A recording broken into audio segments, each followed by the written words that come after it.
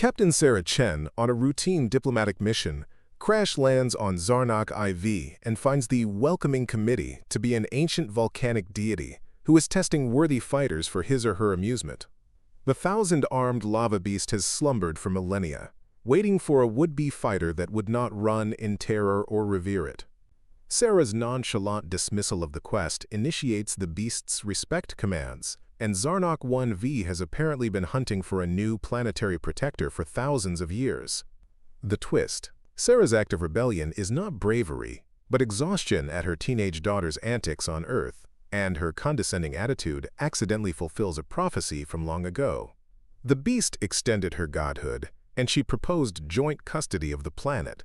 The tale concludes with Zara setting up the galaxy's first interspecies anger management program, the lava beast acting as her co-therapist. NTHE diplomatic shuttle Harmony's Edge rattled like a great ram as it plummeted through the atmosphere of Zarnok 1V. Across its surface, the hull of the shuttle was gleaming cherry red from the heat of re-entry. Commander Zara Chen's hands were so tight around the controls, her knuckles could have been marble, her jaw set in the sort of grimace that had seen her through 17 years of military life and 3 years of single motherhood.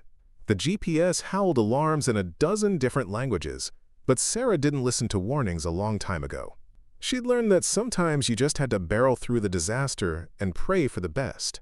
NNTHE emergency beacon on the shuttle had been wailing for the last 6 hours, ever since the strange surge of energy had taken out their main engines somewhere between the Kepler belt and this hell-forsaken hunk of volcanic slag. Her co-pilot, Lieutenant Martinez, had been out cold since their first collision, and whenever the ship rattled, he slammed his head to the left or right against his restraints. Zara had exhausted every trick in the manual and more than a few that were not, but nothing could prevent them from rendezvousing with the surface of Zarnok the 1V. From the view through the viewport, she watched the planet race to meet them, its surface erupting with hundreds of active volcanoes and rivers of lava that poured in shades of oranges and reds across the ground. The diplomatic briefing suggested that Zarnok the 1V was geologically active, but the site was significantly more impressive than any report could have described. It was as if the planet were genuinely trying to murder anything that was bold enough to land on it. Zara's communicator sprang to life, and she nearly laughed at her daughter's voice breaking through the static. "Mom, are you there? I know you're likely in some dull meeting or whatnot, but I have to discuss this car thing with you. Jake's party is tonight, and you said I could take the hover car, but then you said I had to clean my room first, which is not fair, totally unfair, because you never said that before, and now I'll be wrecked, and everyone will just think I am like a total loser because I can't even get myself there. Are you listening to me?" Zara saw the irony that here she was really falling to what was possibly her death, and all her daughter could do was whine about transportation to a party. She'd been putting up with teen drama for months, since Rebecca had decided that everything I did was either embarrassing, unfair, or just plain ridiculous. The girl was like the argumentative streak of Zara and the dramatic overreaction of her late father combined in one, and they had the most amazing arguments. "Rebecca, sweetie, I'm sort of in the middle of something," Zara said, struggling to keep her voice even as she battled for control. "Can we address this when I'm home?" "Nay, you always say that." Rebecca's voice went up an octave to that special tone that indicated she was building to an all-out emotional meltdown. "You never spend any time with me anymore. It's always work, work, work, and I'm supposed to just sit by and wait for you to remember you have a daughter." Zara closed her eyes briefly, experiencing the familiar wave of fatigue that every conversation with her daughter brought these days. It's not that she didn't love Rebecca. She'd move mountains for the girl. But sometimes this girl was attempting to have a rational conversation with a particularly combustible volcano. The girl could escalate from zero to catastrophic eruption faster than 30 seconds, and Zara had discovered that sometimes the best thing to do was just ride the storm and hope the terrain looked a bit more palatable when it was over. "Rebecca, I swear we'll discuss this when I return, but I need to get M." The shuttle suddenly jolted to the left, and Zara managed to contain the spin from developing even more. "Whatever," Rebecca said, letting her voice convey that inimitable teenage brand of disdain. "I hope your dumb meeting was worth missing your kid's entire social life." Communication was lost, and then something resonated inside the shuttle, knocking everyone around, as it hit something solid with a violent jolt. Zara's head jolted forward, and she tasted blood where she'd bitten her tongue. The control panel was a Christmas tree of red warning bulbs, and she could hear the ominous hissing of released atmosphere somewhere behind her. Lieutenant Martinez groaned and moaned, but this was actually good because it meant he was still alive. "Status report," Sarah said, more a habit than a serious wish that it had gotten better somehow. "We're good," Martinez, his restraints unbuckled, mumbled, checking his instruments. "Which is better than I thought 5 minutes ago. Life support is still up and running, but we suffered hull breaches in sections 3 and 7, and we lost our engines. We're not going to go anywhere anytime fast." Sarah nodded and launched into the post-crash procedure, her training kicking in even as her thoughts returned to her chat with Rebecca. If she died on this blasted volcanic hellscape, her last words with her daughter would have been about a car and a party. The idea was, in a way, funny to her, but it also captured how just over it she was with the entire parenting concept. She'd been working so hard to be all the things Rebecca needed: mother, father, friend, disciplinarian, taxi, and sounding board, that she'd forgotten how to be just Sarah. "Commander, you've got to look at this," Martinez called out, and his voice sounded strained, as though it were the tone of one who had been terrified, or one who had been awed. Sarah glanced up from her list, and along the viewport, NNTHE country outside was nothing like the geological surveys. But what from space had appeared as just your typical volcanic burp was actually something far more complicated and purposeful. The flows traveled in formations that implied intention, concocting complex spirals and geometric designs that writhed and morphed before their eyes. Stem rising in twisted helixes of vapor from the ground, and the air itself seemed to vibrate with a force that made Sarah's skin tingle. "Are those structures?" Martinez asked, indicating what appeared to be piles of solidified lava rising from the ground like coils of rope. They were too straight to be natural, and too natural to be artificial. They appeared to have been grown rather than built, molded by some power that knew about beauty as well as utility. And Sarah was about to respond when the ground shook beneath their shuttle. It wasn't the jolting chaos of an earthquake. This was rhythmic, purposeful, rhythmic, exactly like the steps of something that could not exist. The lava flows surrounding them also seemed to speed up, quickly closing in on them with a clear purpose. The residents of Zarnok the SciFi had seen their arrival, and it was on the way to look for them. "Is our gear secure? Please tell me we're not thinking about protocol right now," Sarah asked. They would have screamed if the standard-issue plasma rifles they were issued actually would have been of any use against whatever it was coming towards them. "Emergency beacon is still broadcasting. Perhaps someone will stumble upon our signal." Martinez made to answer when the Earth rippled 100 meters from them and something began to rise from the molten sink. There was quite a lot that Sarah had faced in all her years of service to the Foundation. So much trauma and horror and hostility. Extraterrestrial, interstellar, interspecies, space piracy, international incidents, diplomatic crises, of a kind that had tested every limit of her patience and her training. But she hadn't been ready for the sight of the creature that heaved itself out of that stew of lava, like a primordial god rousing himself from deep slumber. It was enormous, at least 30 meters tall, its body appearing to be living lava cloaked in cooled stone. Its skin oozed with internal fire, and the heat distortion made it difficult to really focus on its form. But the most notable thing about it was the arms. Dozens, maybe hundreds, it was hard to count, spread across its torso as they were, splayed out from its body like the limbs of a cosmic octopus. Each of their arms was a tree trunk. The hands seemed capable of crushing their shuttle like an empty can. It moved with an astounding grace for its size, its myriad limbs curling and uncurling around it like molten fire. When it spoke, its voice was the crackling of boiling earth over stone, deep and resonant enough to cause them pain in their teeth. "Mean, who dares to exploit the sacred soil of Zarnok 1V? The creature spoke, its words somehow running into their minds themselves. "What creature of darkness descends upon my kingdom with such careless disregard for the sacrosanct?" Sarah glanced at Martinez as he continued to stare at the creature, mouth open. His face was as white as paper, and his hands were shaking visibly as he grabbed for his gun. She could well understand the impulse. When something entered one's life that flouted every category of normal human experience, the human brain's first instinct was usually to fight or flee.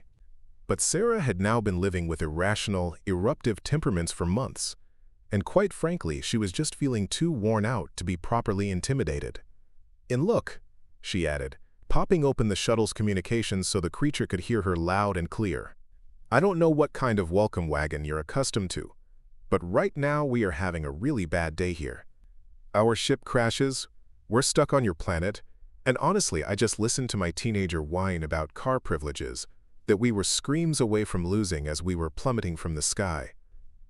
You know, if you're going to play the ancient and horrible monster card, could you skip to the part where you decide whether to help us or eat us? Because honestly, I do not really have the energy for dramatic posing right now." NNTHE. Silence was deep enough Sarah could hear the soft buzz of their life support systems and the far-off roar of molten rivers. Martinez was looking at her as if she had just declared war on the entire planet, and she had to agree it probably was not the best diplomacy for an initial contact with an alien entity with unknown motives and vast capabilities. Many arms of the creature were completely immobile, and for a moment Sarah thought she had somehow so deeply offended the thing that it had gone into shock. Then, to her surprise, it laughed. The noise was something like boulders rolling down a mountainside, deep and rumbling, and, in an odd way, pleased. "Interesting," the creature added, its tone bearing a hint of expression for the first time. "'Tis indeed the way of most beings who encounter me. They either flee in terror or fall to their knees in worship. You are the first one to show a explanation of your irritation at my theatrics. Tiny warrior, what have you seen that takes away the awe inspired by Vulcanor the Eternal?" Sarah blinked at the thing's reply. She'd anticipated threats, requests, or at the very least some type of territorial posturing. Instead, it appeared to be genuinely wondering why she wasn't sufficiently terrified. She looked over at Martinez, still clutching his gun, but at least having closed his mouth. "Vulcanor the Eternal," she repeated. "Well, that's quite a title. I am Commander Zara Chen of the United Earth Diplomatic Corps, and this is Lieutenant Martinez. We are here on a peaceful mission, seeking to foster trade relations with the Zarnok system. But, as you may have noticed, we have encountered some technical difficulties." "Technical difficulty," Vulcanor said, and Sarah could have sworn it was laughing. "Yes, I can see that. Your ship has seen the cleaner days, that's for sure. But you're avoiding my question, Commander Zara Chen. What kind of life have you had that a 1,000-armed lava god has you saying, 'Oh, God damn it,' instead of 'Ed'?" Sarah paused and thought about the question. The fact was, it was a good point. Most people would have at least a little afraid of a giant lava monster. But the fact was, she'd been putting up with Rebecca's teen mood swings for so long that little really perturbed her anymore. In a world where your daughter could transition from darling little darling to shrieking about perceived persecution in the span of a half-minute, where every conversation was a potential minefield of subtexts and triggers, where your days were walked on the finest glass as to not set someone off, well, a really fucking big lava monster was simple, really. Without preamble, Sarah responded, "I have a 17-year-old daughter, and if you think you're intimidating, you clearly have not had to explain to a teenager why she cannot borrow the car when she hasn't done her chores. You know, your whole ancient and terrible thing is pretty cool, but nothing can match a teenager with an attitude and an internet connection." And Vulcanor's laughter this time was even louder and sent small lava slides down the formations adjacent to the pair. "A parent," it announced, its many arms waving excitedly. "Of course, I might have known the signs." The patience strained. The reflexive resistance to histrionics. The bone-deep fatigue of continual transactions with an irrational and volatile being. "Yes, this explains much. You speak from experience, I take it?" Sarah said, arching an eyebrow. "Do lava gods, the ancient ones, have teenage sons?" "Not teens, exactly," Vulcanor replied, and Sarah thought she could hear something like affection in its voice. "But I have watched over this world since long before you were born and its occupants. Well, nothing if not difficult. Never-ending pleas for volcanic eruptions, bitching about the temperature, constant fights about territory lines, and their mating practices. Don't even get me started. Like I'm just going to produce a romantic lava fountain anytime they ask. Sarah caught her laughing, though from the absurdity of their talk. So you are essentially a cosmic parent cajoling a planet full of unruly children. I can imagine how tiring that must be. Nain, exactly, Vulcanor exclaimed, its arms gesturing excitedly. Finally, someone who understands. Can you imagine the last time I had a conversation with someone who didn't immediately begin to badger me or treat me like a wish-granting genie? It's refreshing, truly refreshing. Martinez had been listening to this exchange with increasing bemusement, and Sarah could see him fighting to square both the image of an all-powerful ancient deity and what amounted to a cosmic complaints hotline. "Commander," he said in a low voice, "are we seriously having a casual conversation with a lava monster about raising children?" "Apparently," Sarah said. "But I must say, it's the most normal conversation I've had for weeks. At least Vulcanor here is actually hearing what I'm saying, instead of constantly interrupting me every 5 seconds about how unjust his life is." "Nen, oh, I hate to interrupt," Vulcanor said with what Sarah was coming to understand was its equivalent of dignity. "The art of real conversation is dying. So many creatures these days seem to believe that is the meaning of communication. Scream at the thing until you get what you want from it." "Tell me about it," Sarah said, reflecting on the past dozen conversations she'd had with Rebecca. "I sometimes feel as if I were speaking a language entirely foreign to us both. Whatever I say is taken as some sort of personal criticism or proof that I am absolutely failing as a parent." "The weight of power," Vulcanor wisely nodded. "The wards that we oversee see us often as impediments to their happiness, rather than as guardians of their welfare. They fail to comprehend that what they interpret as us being mean or indifferent to them is actually love and godly wisdom." And Sarah gaped in amazement at the animal. Through all the years of Rebecca's hell-raising, she had never heard her own pain expressed better. It was like this ancient, all-powerful entity that somehow knew exactly what she was feeling, even though their situations could hardly have been more different. "You understand," she said, and relief crept into her voice. "You actually get it. And most people tell me to suck it up and be patient, but they don't know the meaning of patience. How you can love someone so much and still want to shake them." "Certainly," Vulcanor replied, its tone sympathetic. "Love and annoyance are not opposites. On the contrary, I think the deepest irritations come from the deepest love. We hope so fervently for them to realize their own value, to select the choices that will work out in their best interest, to recognize that our direction is actually care and not control." Martinez was witnessing this exchange with the look of a person who had tumbled down a rabbit hole and wasn't sure anymore how to crawl out of it. "I feel I'm just not getting it," he said. "This is the same daughter who was crying and upset about not getting to come and go your car privileges?" And Sarah nodded. "Rebecca. She's been challenging lately. She's been acting like a different person ever since she turned 17. Everything is wrong, every rule I make is unfair, and every conversation becomes a battle. I adore her more than anything else in the universe, but sometimes I feel like I'm completely failing her." "Nah," began Vulcanor, its tone soft. "The age of testing. I never tire to which pattern amongst the denizens of this world I've witnessed most is this. And these old fellows at the top have got to resist the onslaught from the young. And not that they necessarily want to destroy the young, but the young have got to see just what they can do. It is painful for everyone involved, but it is an essential decision." "Necessary for what?" Sarah asked. "'Cause it just doesn't seem like she does right now. It feels like she hates me." "Necessary for growth," Vulcanor said. "For both of you. She needs to understand that love can survive a disagreement, that the relationship can withstand the conflict, and that she has a voice so powerful she doesn't need the guidance, but is wise enough to appreciate it. And you need to realize that whether or not she is happy, tempting as it may be to base your worth as a parent on that, it will be in part because of what you did do, because of the foundation you offered to her for her own life." And Sarah felt a persistent knot in her chest come undone. For months she had been second-guessing every decision she made, and wondering whether it was overly severe or indulgent, too involved or too remote. Every fight with Rebecca had been evidence of her failing as a mother, proof she was somehow not wired to do the job she'd been trying to do on her own since her husband died. "How do you know all this?" she asked. "About parenting, I mean. You said, I don't have children." "I am the protector of an entire planet," Vulcanor muttered. "The thing is, every living thing on this world is, in some way, my responsibility.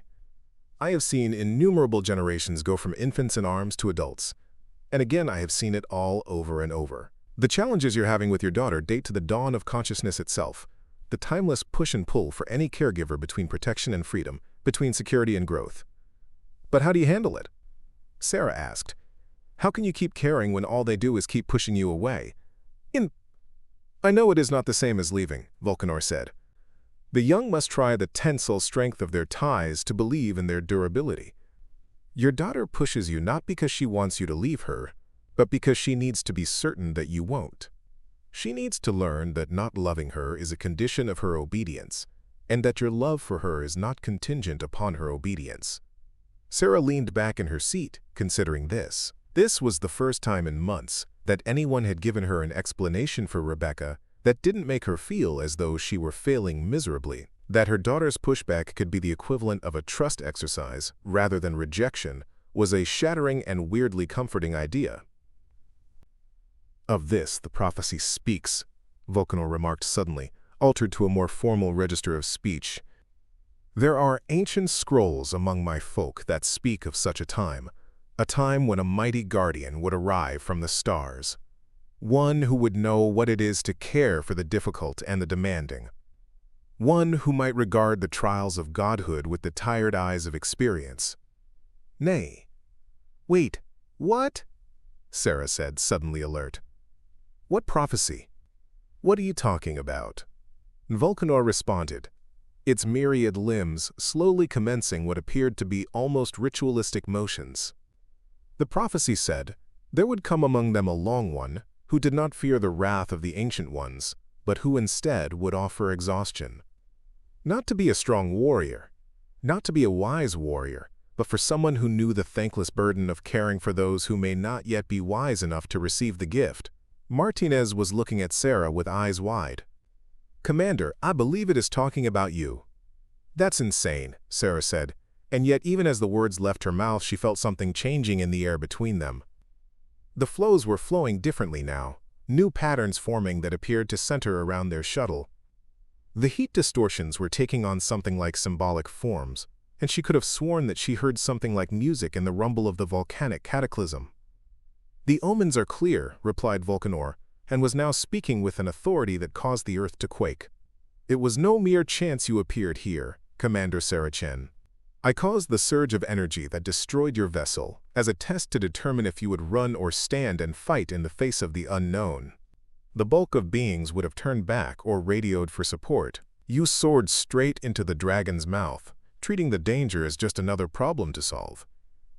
"I flew straight in, right into danger, because I had no choice," Sarah said. "Our engines were knocked out, and we would have crashed anywhere, anyhow. I was just trying to find which was the softest place to put it down." "And yet you triumphed where others would not," Vulcanor replied. "Your ship landed in one piece, your crew survived, and you met the unknown with unflinching resolve. Those are the values of a true protector." Sarah was starting to feel like she didn't really know where this conversation was going. "Listen, I appreciate the compliment," he added. "But this is me being a schlub. I am simply a diplomatic officer in the downward spiral of a miserable day. I'm not like some preordained guardian or anything.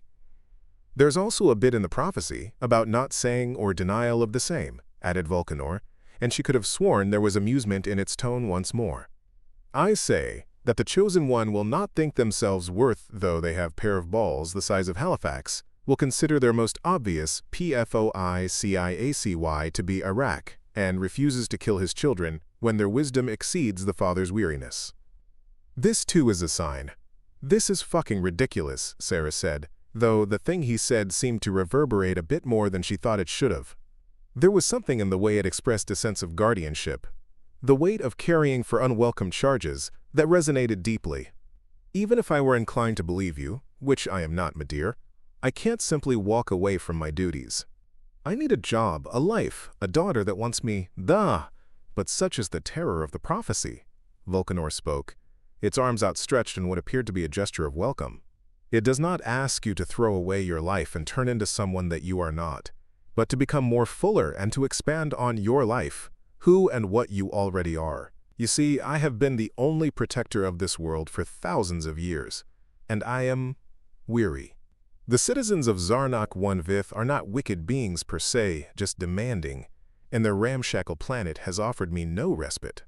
I've been looking for a successor, anyone who knows what responsibility feels like and what lonely feels like. You want me to be some kind of interstellar babysitter, Sarah said, not sure if she was horrified or rather intrigued by the idea. I am asking you to be my second, Vulcanor replied. Joint guardianship of this world. You would have your ties to Earth, and your mother, and your own name, Zara Chen. You'd be able to save an entire planet from annihilation, to teach its inhabitants wisdom and maturity. Just think of it as cosmic co-parenting. Sarah blinked at the creature, its meaning slowly sinking in. The prospect of being able to fix things, to have the power to save lives, the lives of countless creatures, was absolutely intoxicating. The idea of another responsibility, of adding planetary stewardship to her already formidable pile of responsibilities, was too much to bear. Nay, what would that even mean, she asked. How would joint guardianship work? And what about my daughter? I can't just disappear from her life right when she needs me most. There are benefits to the position, Vulcanor replied, and Sarah detected the grin in its voice. Interstellar travel, existing in two places at once, tapping into the wisdom of a myriad of past civilizations. You had kept your post on Earth, and your one here. And your daughter, the pains of adolescence aren't exclusive to humans. Maybe she could use some space to observe her mother in an environment where she's good at what she does and knows what she's talking about. Something in the creature's words made Sarah curious. The notion of Rebecca viewing her as anything other than an impediment to social success was almost too good to be true. You mean bring her here? To an alien planet? She needs to see that her mother is not just a lady who makes her keep the rules, but is in fact a creature fated by ancient prophecy to shape the destinies of worlds, Vulcanor said. The cults, they need to sometimes look at their elders in a very different way, and they need to recognize the value of what we bring. Martinez cleared his throat. Commander, I feel like I have to mention that this entire discussion seems completely insane. We're talking about fulfilling millennia-old prophecies and becoming planetary stewards. This thing is way out of our mission parameters. Sarah glanced sidelong at her co-pilot, and she could see the worry in his eyes. He was right, of course. This was insane. She was a diplomat, something like a cosmic chosen one. She had duties, protocols to observe, paperwork to complete. She couldn't simply choose to become a planetary protector off the word of a lava monster, no matter how empathetic it appeared to be about the challenges of parenting. NNBUT. Then something about this felt right in a way that nothing had for months. She hadn't had this sort of conversation in years. A conversation with someone who got how hard things were for her, who saw her fatigue as wisdom instead of weakness, who treated her experience with respect, not dismissal. The idea of applying her hard-won and still shaky parenting skills on a larger scale was weirdly appealing. Then, what would you have me do, she asked. What kind of work would I have to do if I accepted this partnership? Precisely what you've been doing with your daughter, Vulcanor answered. Having clear boundaries and consequences, and leading with guidance and patience. The residents of this world are not unlike teenagers in a lot of ways. They push back, they want attention, they grapple with the balance between independence and safety. They need someone who can be tough but fair, who can see past their histrionics to what they really need. And in return, you would have the power to actually help, Vulcanor said. Not even when what is at stake are not the lives of individual people, but the birth of an entire civilization. You'd be designing the world to come for generations, since but for you, those being coming into would grow only from the current demanding chaos into a better old age. Sarah closed her eyes and remembered her conversation with Rebecca. The girl had been so consumed by her immediate wants, the car, the party, the social status, that she couldn't see the bigger picture. She couldn't see how her mom's rules were as much about helping her feel safe as they were about teaching her responsibility. Perhaps its citizens on Zarnok 1V were like that. They could not look beyond their short-sightedness and recognize that their guardian actually had a method to his madness. "There is something else," Vulcanor said, its tone growing softer. "The prophecy says there is a healing in this partnership. And not only for those who lived in this world, but even for the guardian. You have borne the burden alone for too long, Commander. Maybe it's time to stop carrying that weight alone and hand it off to the person who best understands it." And Sarah awoke and gazed upon the creature. Even though it was so alien, so impossible, she had felt an attachment to it as she had not for years. Here was someone who got the loneliness that comes with authority, the aggravation of taking care of people who don't appreciate the gift, the weariness of making hard judgments with incomplete information, and no promise of success. "If I did," she said slowly, "could I help other parents? Of other caregivers who are going through the same thing?" "Ah," said Vulcanor, and its voice was approving and warm. "Now you begin to read the full prophetic picture." "Yes, Commander Zara Chen. And to have part of that shared guardianship result in a creation of what the ancients referred to as the Great Teaching, a way to share the wisdom of our guardianship over species and worlds. You wouldn't just guard, but you'd teach guards." It hit Sarah as a physical blow. All this time, she'd been trying to figure out what to do about Rebecca, feeling as though she'd been failing at the single most important job in the universe. She had felt alone in her despair, convinced that she was the only parent who couldn't manage her teenager. But what if that wasn't true? What if there were other parents, other guardians, other adults who were facing the same sorts of challenges? "You're talking about some sort of support system," she said. "A network of people who get what it's like to be responsible for someone who doesn't want to be helped." "Precisely," Vulcanor said. "The scrolls say there will be a point in time when the consciousness of guardianship will be shared and not hoarded, when bearers of responsibility will no longer bask in seclusion. You would be the designer of this system, the first teacher in what could someday be a galaxy's worth of understanding and support." Sarah felt tears at the edges of her eyes. And suddenly, for the first time in months, she could envision a future in which her ceaseless difficulties with Rebecca were not signs of personal failure, but mere preparation for something else, something bigger and more meaningful, where her hard-fought expertise could benefit others who were grappling with the same difficulties. "Nen, what about Rebecca?" she asked. "How could I share this with her? How would I explain to her that I'm not leaving her behind?" "Green top she," Vulcanor said. "Show her that you live because you are more than a mother, but you are a creature with a meaning and value in life." Sometimes it was only grown when the sprouts saw their elders' whole photos and could then receive the gift of their care.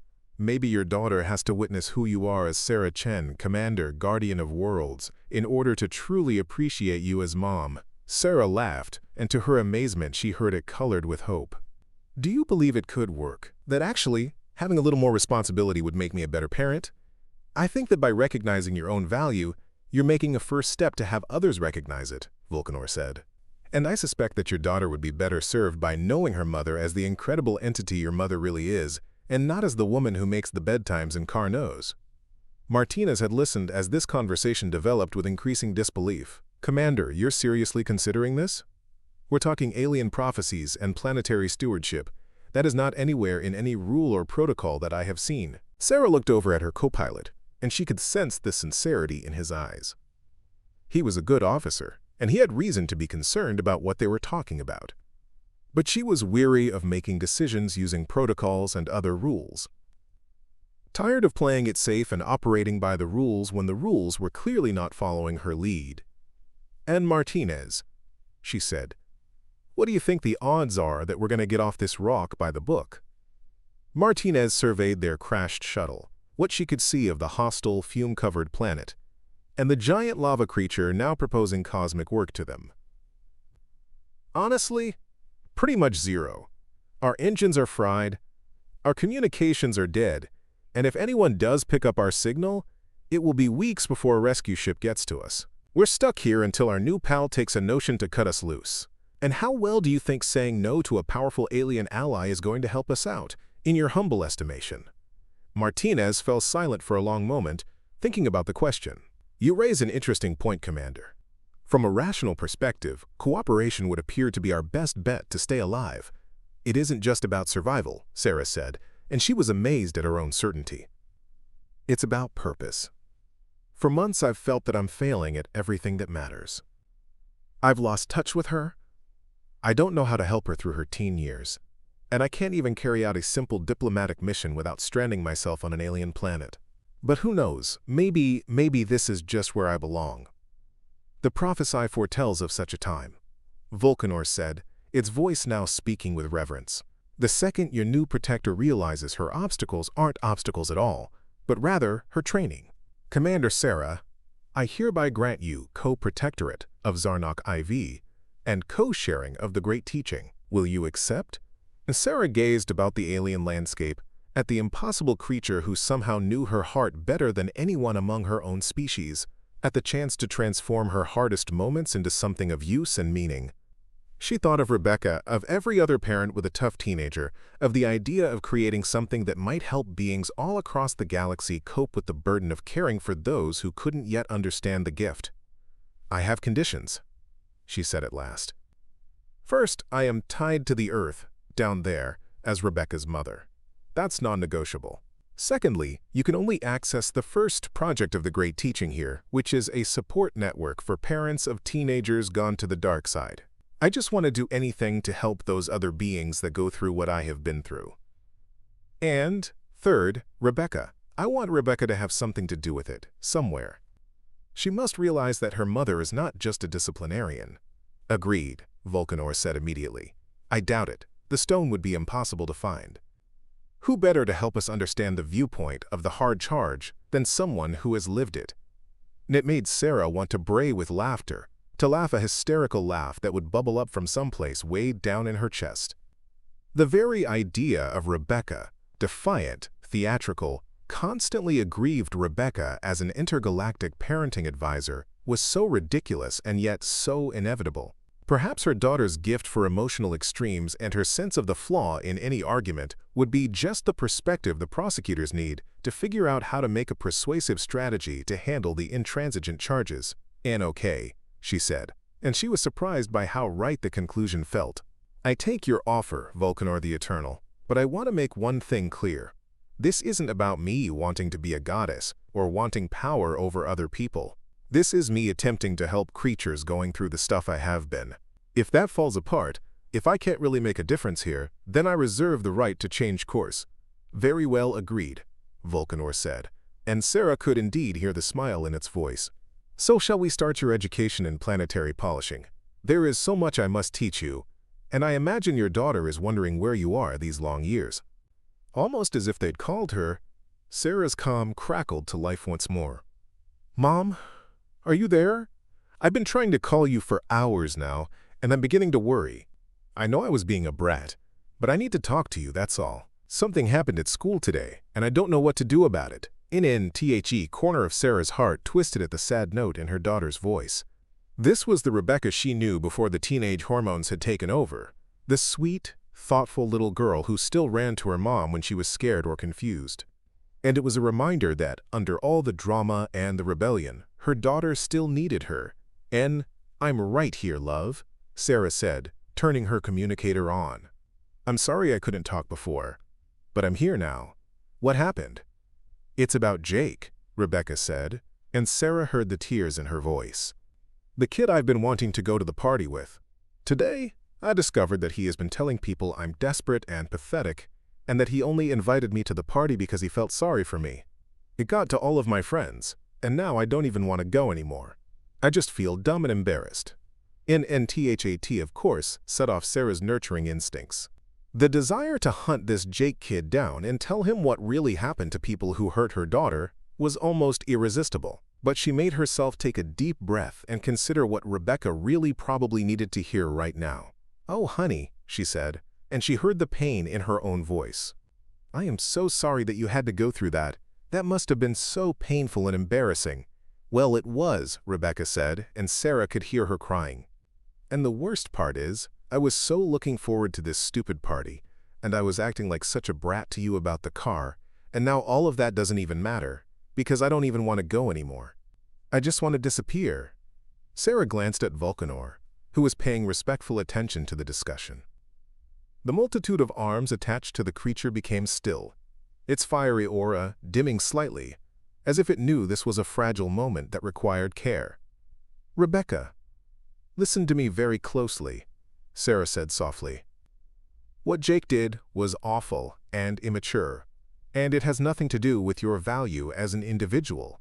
Boys his age are often saying something stupid because they don't know how to deal with their feelings, but that doesn't make his behavior acceptable. But what if he's right? It was 14 minutes from the time we called 911 until the paramedics got to us," Rebecca said in a small, raspy voice. "What am I? Desperate and pathetic? What if that is what people see when they look at me?" "You're not desperate or pathetic," Sarah said firmly. "You're a bright, humorous, lovely young lady, and you deserve to be with someone who treats you well. If Jake isn't smart enough to see that, he's not worth your time or your tears." "But how can I go to school tomorrow and look everyone in the eye?" Rebecca asked. "They all heard what he said, and they probably are all laughing at me behind my back." Sarah's heart ached in sympathy for her daughter. She remembered being 17, when every social moment felt like life or death, the opinion of your peers either making or breaking you as a person. She also recalled how powerless she'd felt as a parent when Rebecca was struggling, how her advice had seemed so hollow in the face of teenage social dynamics. NBUT now, as she gazed at Vulcanor and thought back on their discussion of guardianship and what happened with the care of difficult charges, she took another view. Perhaps Rebecca's pain wasn't something to be fixed or solved. Or maybe it was something she wanted to help her daughter, so the latter could learn from it. "You get through them by know who you are," Sarah said. "You are not what one stupid boy says about you.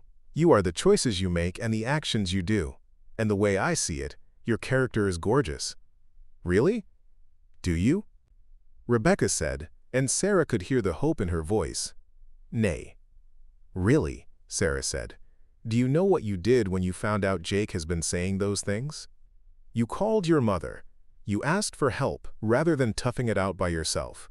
That's the mark of wisdom and strength, not desperation." There was a long silence, and Sarah could feel Rebecca thinking. "I guess I didn't consider it that way," she said at last. "And you know what else is strong?" Sarah continued. "The very idea that you even want to go to the party now. You're not just going through the motions because this is what you've scheduled. You're reflecting on whether this is really what you want, and whether the people behind it are worth your time. That's emotional intelligence, Rebecca. That's maturity." "But I still feel stupid for caring so much about it in the first place," Rebecca said. "It's not stupid to care about things," Sarah said. "It's human. We all want to be liked, we all want to belong, and we all want to be special to someone. Those are normal, healthy desires. The key is learning to hold our own opinion of ourselves as high as that of anybody else's of us." Vulcanor was observing that conversation with what seemed like some interest. Its numerous arms slowly shifted into pensive moving patterns, and Sarah could see what she thought was a glimmer of recognition in its age-old eyes. When there was a lull in the chatter, it piped up. "Your daughter is fortunate to have such a wise mentor, Commander," it said quietly. "The advice you give her is the wisdom the people of this world need to hear." And Sarah stared at the thing in astonishment. "You think so?"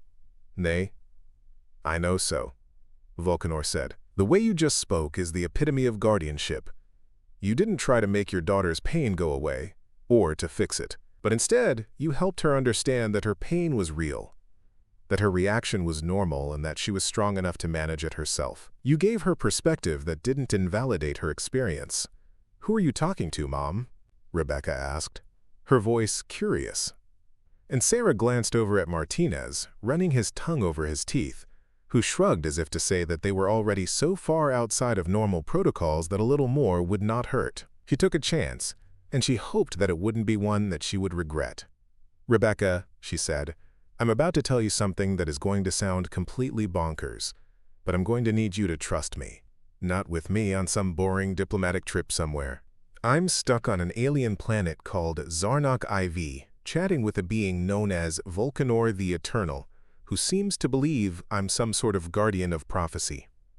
After an interminable silence, Sarah half expected the connection to be lost. Finally, Rebecca spoke. "May, Mama, are you having a meltdown? You're not dead, are you?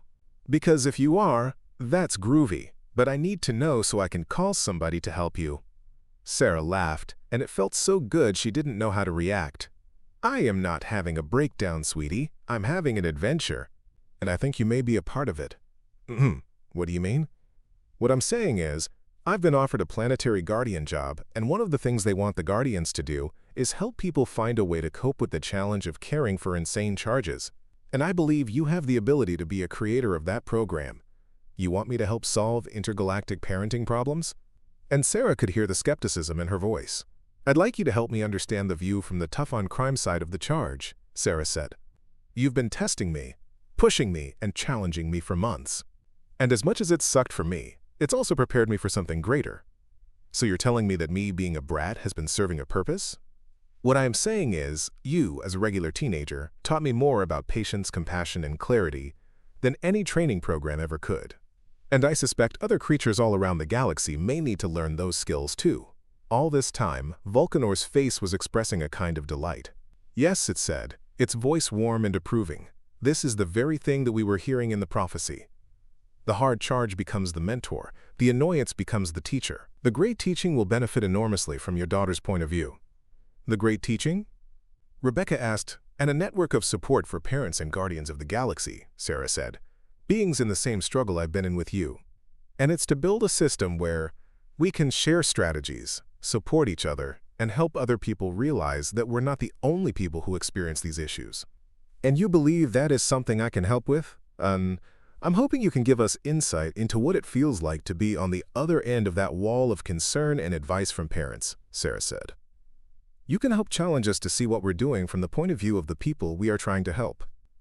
"That's incredibly valuable, Rebecca."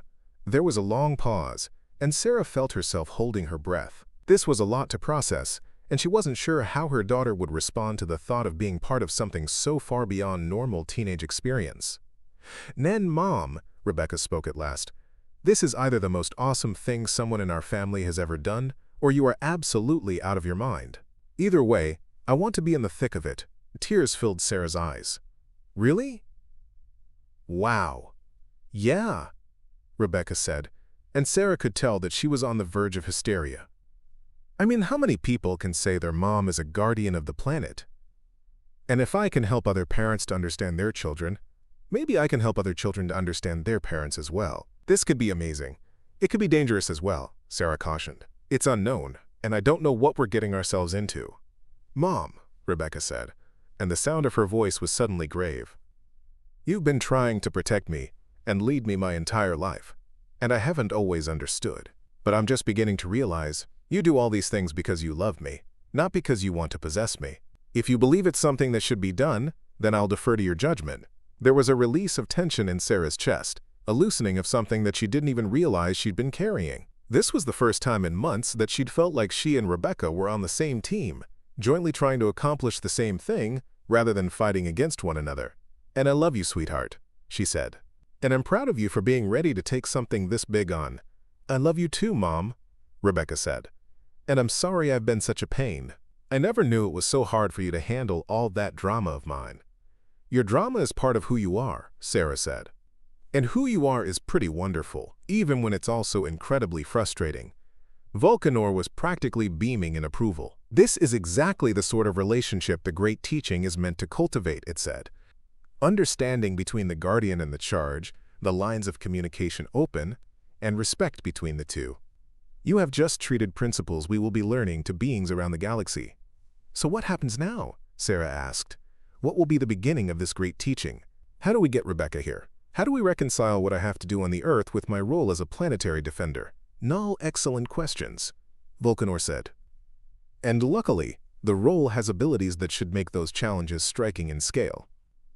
For one, you'll enjoy instantaneous travel between dimensions, so there'll be no distance to keep you from performing your responsibilities. Second, you'll develop multitasking capabilities, so you can be in two places at once between your daughter and your planetary charges.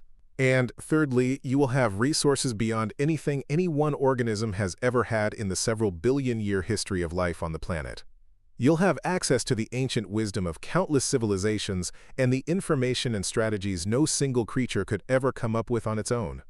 No, that sounds overwhelming, Sarah said. Null growth comes as a shock at the beginning, Vulcanor said kindly. But you will not be alone. You'll have me to help you, and you can lean on your daughter as your sidekick. We're going to build something here that never existed.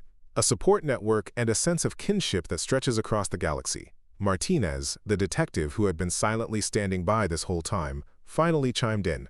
Commander, I hate to ask the question everybody else is asking, but what about our mission? What about the diplomatic corps?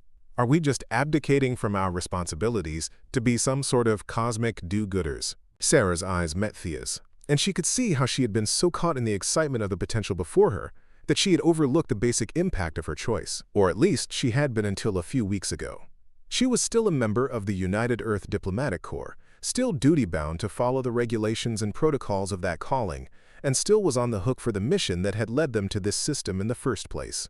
And one that may be the ultimate diplomatic mission actually, she added slowly. We're talking about making connections between civilizations, empathy between different species, and mechanisms for peaceful cooperation across the galaxy. This is diplomacy on a level the Corps has never engaged in before. You are talking about going rogue, Martinez said. I'm saying we should broaden our scope, Sarah rephrased. The Corps is here to make sure that Earth and other planets can coexist in peace. What we are proposing would do more to achieve that goal than any single treaty, any trade agreement could do. The Corps may not think of it that way. Then we're just going to have to persuade them, Sarah said.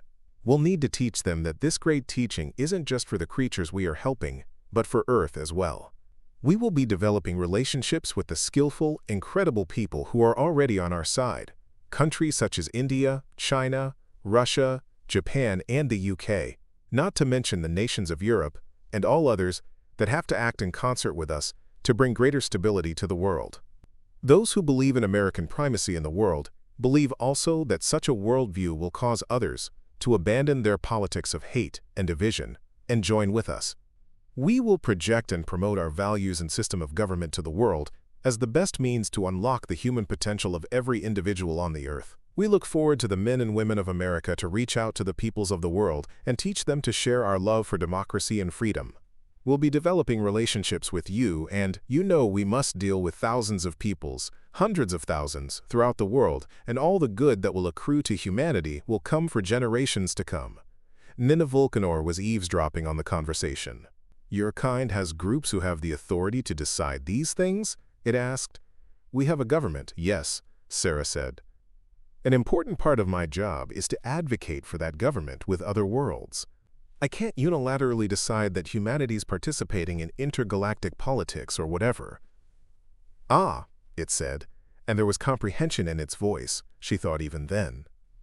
Another tension of guardianship. This delicate balance between the needs of the individual and the needs of the group. Yes, I understand this quandary. Then, how do you handle it? Sarah asked. Through patience, diplomacy, and a willingness to prove the worth of my proposals through deed rather than flattery, Vulcanor replied. Maybe it's not about getting permission, but about demonstrating that the effort is good with outcomes. You're saying we elicit help here, Sarah said. Let's develop the program, prove that it works, then bring it to the Corps as fait accompli. I'm proposing that you take the advice that you've just given to your daughter, Vulcanor said. You said to her she is only as good as her own actions. List. Maybe it is time to extend that principle to your life. And Sarah's pulse quickened at the creature's words. She'd been so busy conforming to protocols and chasing approval that she hadn't remembered the thrill of standing up for herself. When was the last time she'd made a choice based on what felt right for her, at her core, rather than what was expected of her? Rebecca's voice cut into the communicator. I can't pick up everything that's happening, but it seems to me you're having misgivings about this guardian thing. Are you afraid of getting into trouble? Sarah laughed. Yes, sweetheart.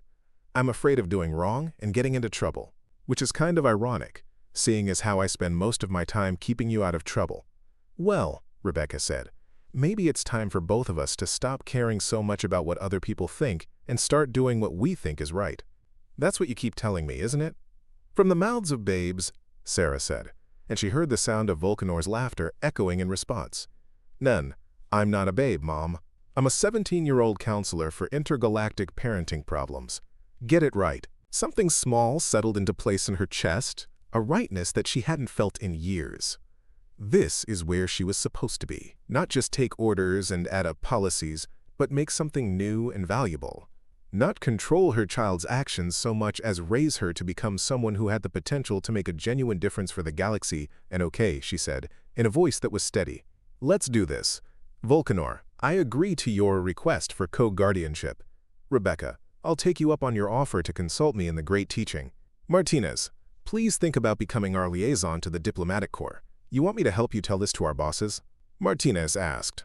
I want you to help us keep records of everything we do, so that when we eventually present this to the Corps, we have a full accounting of our methods and results, Sarah said.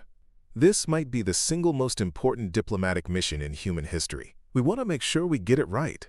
This is bat-fuck crazy, Martinez said, and Sarah could hear the first hint of excitement in his voice. But I gotta say, it's also the most interesting job I've been offered. So you're in? Sarah asked. Nen, I'm in, Martinez said. But I want the record to show that you're all nuts. Noted, Sarah said. Volcanor, what's our first step? Before that, we must perform the ceremony of bonding, Volcanor said, its tone drawing out the words with a ceremonious tone. The intermingling of our auras, the exchange of our wisdom, the mingling of our purposes. Are you ready for it? Sarah took a deep breath. I'm as ready as I'm going to get. What do I need to do? Nah, just accept it as a gift, Volcanor replied. Open your mind and your heart to change and believe that we were brought together for a reason. NNTHE atmosphere around them started to crackle with electricity, and Sarah was feeling something very strange in her chest. The land around them, spilling for miles in slabs and sharp valleys between the volcanoes, felt as if it pulsed with life. She could hear something like music in the rumble of the lava flows. The designs forming in the heat distortions were becoming even more intricate and lovely, patterns that she felt reading directly into her soul. Then, I can feel it, she said, wonder in her voice. I can just feel that there's some sort of bond there. It's like I'm being absorbed into something bigger than me. Henceforth, the great teaching commences, said Volcanor, and its voice had a warm, natural satisfaction. Together, we are going to remake the galaxy, one hard relationship at a time. And as the change finished, Sarah felt a burst of knowledge as old as the stars flood her mind. The wisdom of 100,000 civilizations, the long ages of guardianship, the understanding of what it really meant to take care of those who couldn't yet understand the gift. She glimpsed the future they could build together, a galaxy in which no parent would ever have to struggle on their own, in which no steward would ever have to shoulder the burden of responsibility all on their own. And, Mom, Rebecca's voice came over the communicator, something is happening. Least I can feel. I don't know if I'm guiding myself, but I also feel like I'm attached to something else. That's the great teaching, Sarah said, and she could hear the joy in her own voice. That's the network we're building. You're in on it now, baby. We all are. This is incredible, Rebecca said. I can feel other people, other connections, other parents and children all across the galaxy. So we are no worse than others in that, are we? NNNO, said Sarah. We are not alone. We never were. We've not been able to see the links until now.